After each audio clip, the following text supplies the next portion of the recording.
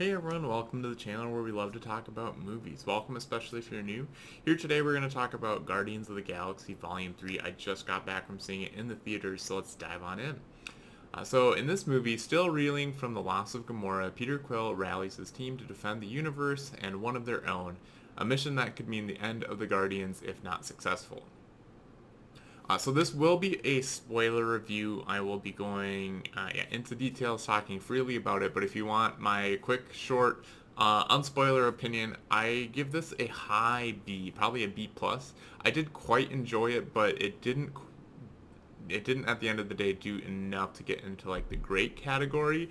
For that, I would have needed kind of a little bit better of a story and a little bit better or like more in depth on the characters. And I thought that the first half or so was just a little weak as well. But it's still a solid B though. That means I recommend it if you're looking for something to watch. But it's not one that I'm probably going to actively bring up in conversation as like a really good movie I've seen recently. But it is a lot of fun. I think it's also serious at times. I think it's a very solid movie. Better than the second one, I think, and but not quite as good as the first Guardians of the Galaxy. So with that, we're gonna get into spoilers here, and first, yeah, as I kind of already said in the non-spoiler section, I thought the first half was kind of weak. It just felt like the characters were on a ride or like a roller coaster where they were just kind of going along with the flow of things and not like driving a car where they're in control and actually impacting the story. I think that kind of changed in the last act or the latter half of the film, but it definitely felt that way, and I think that's sort of weak storytelling. It's fine enough, but not enough. Again, if we're looking at letter grades to get it into the great category. I did see this in Dolby, so like the visuals were really good. The sound was great. That's definitely I think a great format to see it in. The kind of going through the I think the way I want to structure this is just talking to the different characters and what I liked and what I didn't like. I thought that I really liked that we got a lot more of Rocket's backstory. I loved that, like, for the first half of the film, that was like part of it, maybe a third, and I really loved those scenes. But I didn't really like what was going on in the present day as much. I was like, this is fine. It's not great. It's not bad. But I really liked, yeah, the flashback scenes. And I think part of it was that with Rocket out of commission in the present day, it definitely takes something out of the movie. So it's very good that they worked in those flashbacks to get more of his backstory, but I think that just further highlighted how much he was missing in the present. But I think that's maybe part of it. I don't know, that's what's at stake in this movie, saving Rocket. And I think those are great stakes, but it came at the price of taking Rocket out of the movie, and you miss his quips and just his personality and everything that kind of comes with that until other than like the flashback scenes. So that I thought was kind of pros and cons on Rocket. I do really like Nebula as a character. I'm glad to see her get more time on screen and that sort of a thing.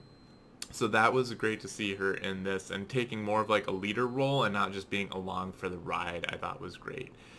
I really like that she's also very much caring for Rocket, and that made me think back to Endgame when they're the only two Guardians alive at that point. And like, of course, they would have developed a much greater bond during that time. I thought that Peter or Star Lord was. I thought he was just okay. I mean, it was kind of the natural way to take his character. He's bummed out about Gamora, and I don't know. It felt very generic. So his character. I mean, I think he's a good character, but I don't think he's at like his height in this movie. And yeah, it didn't feel like they did much new with his character, in my opinion. I did like, however, how they kind of wrapped up his storyline. I was surprised to see that he'll be returning, but I suppose if he's back on Earth, that makes sense. And yeah, so I don't know. I liked how they wrapped it up, but throughout the film, he was just kind of there doing Star Lord things. Gamora was interesting enough. I like that they're kind of shaking up and changing the characters. Gamora's one where we have a kind of a reset after the events of Endgame, And that makes for an interesting third movie, more interesting than if they just had continued with her character from before. But I still don't think she's as interesting as like the first two films. But given the events of Endgame, it was a good direction to go. So there again, kind of mixed. I really liked Drax in this movie. I liked especially how they wrapped up his character. Like, Drax, you're meant to be a dad, not a destroyer, and you actually get to see him have fun with the kids, and you see him cry, and that was such a beautiful moment. You really you really feel the bond that especially Drax and Mantis have grown over the second and the third movies, and it's yeah, I really liked what they did with Drax. Similarly, I like Mantis. I didn't care for her a ton in the second film. I think they didn't like, I don't know, she was just getting introduced, and then we didn't see that much of her in, say, like Infinity War. But she was given a lot in this film, and I thought she was just a great addition to the team, and I was very happy that she got a lot more screen time. I think she also has some really cool powers too. Like, she had, I think, some of the most interesting like upgrades or developments in this film. It seemed like some other people were kind of neutered. Like, Star Lord is not flying around anymore. Like, what happened to his flying boots? Why is he not flying around? I don't get it. It's like a downgrade from the previous films. Groot again was just okay. I think I liked him the best in the first film, and but he's not the same character as the one in the first film. We had a reset and we had Baby Groot in the last, which was fun, and this one was just kind of again generic. He's just kind of there, but he doesn't have that super close bond with Rocket like he does in the first one. It's still pretty good, but yeah, so those are the main Guardians. I thought the main villain was pretty interesting. I thought that was a relatively fresh take on a villain. It didn't seem super generic. I mean, sort of doing some of the cliches, but I liked that he's kind of doing Thanos, but in a different way, trying to just, evolve society and not really. I mean, he's maybe not quite doing what Thanos is doing. I think they are actually fairly different, but the I like that he was very powerful and he was a force to be reckoned with, but it also was believable how they eventually beat him, that it was more of just a mental obsession, deterioration sort of a thing that got to him. But yeah, I thought his scheme though was interesting. Like, on some level you're like, okay, I can on some level get behind evolution and trying to evolve to a perfect utopia, but when you see how he goes about it, like, not at the cost of like slaughtering people. So that's yeah. And then Adam Warlock, sort of kind of in between as far as villain and hero. I thought he was kind of interesting. Again, it felt sort of like we'd seen it before, where it's this like kind of premature, like very strong, but not like developed all the way. Maybe sort of like Drax, I guess, a little bit, but then kind of evolving over the course of the film. Again, I thought he was okay. Not bad, but not great either. I did really like the final act. I thought that kind of flowed well, and you had their choices actually had impacts. Like, Nebula's like, no, we gotta go save my sister. She's on board there, and actually no, sorry, I had that wrong. She wants to go save Peter and Groot, but then Gamora gets involved because she does love Nebula as a sister. And that wasn't super apparent in the first Guardians of the Galaxy, but I think in the story that we've gotten since then, it's revealed that that was there. It just wasn't showing. So I thought that was good to carry through. Like, this version of Gamora would do that, and I thought that helped. I thought that was a good way to stay true to the character and get her kind of involved. The hallway fight scene in the third act, single take, that was glorious. I love a good single take, and that one was, yeah, just very fun to watch, going through all the Guardians doing their stuff. So that's probably the highlight of the film for me. I did like how they kind of wrapped up the different characters. They all made sense for the directions that they go. I kind of like that Gamora and Peter didn't get back together. Like, it's this version of Gamora is just not there. Like, whatever's missing, sometimes it just takes a moment in time for two people to connect, and if you miss that, like, sometimes then you miss it, and that's really sad, but I think also really beautiful when you think about it, when two people then do connect, that, like, how special that moment is when it does line up.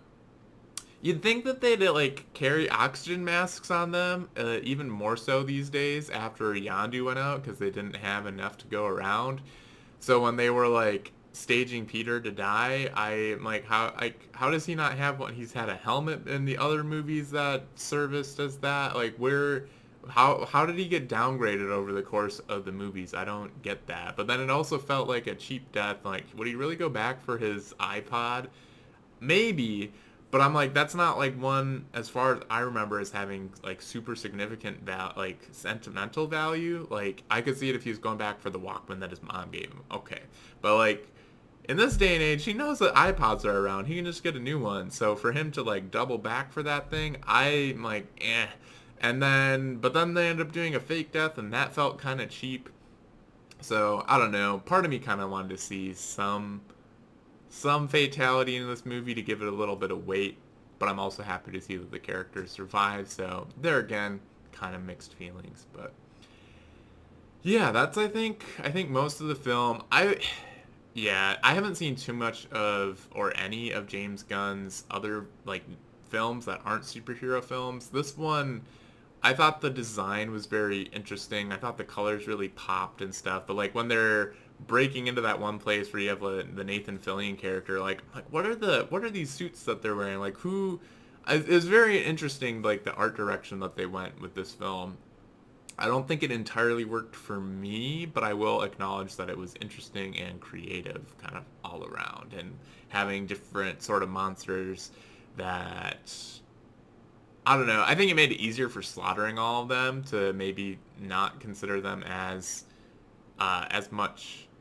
But they really. I think that was sort of a cop out for like how many people they kill in this film. If you just make them as kind of like evolved animals, it's maybe not as bad or as much murder. But I think in the context of the film, they're just as much people as humans. So it's I don't know. Maybe you just don't have to think about it all that much. But yeah. So anyway, there were several scenes though that were really like beautiful in the high quality Dolby screen. That was nice. So yeah, those are kind of that sums up my thoughts on the film. I thought it's a very solid Marvel film. Not entirely sure where it ranks. Not one that I'm like immediately in love with. I've never been the biggest fan of the Guardians of the Galaxy. I'm definitely more the Earth, like the Avengers with Captain America especially, and Iron Man and Doctor Strange. Those are kind of my top ones. I've enjoyed the Guardians movies, but I haven't been like they haven't been my favorite, I think, as much as they are some people. So that's also like a little bit of context. But I think a very solid film, a good film for the third one in the trilogy, and I think it's certainly better than Ant-Man and the Wasp: Quantumania. I think parts of Black Panther Wakanda Forever were much better than this, but that also had some like lower lows. It had higher highs and lower lows in that film, so I don't know. I think this is pretty middle of the pack for Marvel. It's probably not going to stand out to me a ton long term if I had to guess, but I think it's worth the watch. I think it lessens my concern that Marvel's just going totally down the drain. It's solid Marvel in my opinion. But if you're not huge into Marvel, maybe you don't have to see this one. I don't know. But I mean, if you're at this point in the review, you probably, hopefully, have seen it. If we've been talking spoilers, because I went into a lot of detail there. So yeah, if you've had a chance to see it though, I'd love to hear your thoughts in the comments below. If you enjoyed this review, be sure to smash the like button and subscribe. And with that, thanks for watching, and we'll catch you in the next video.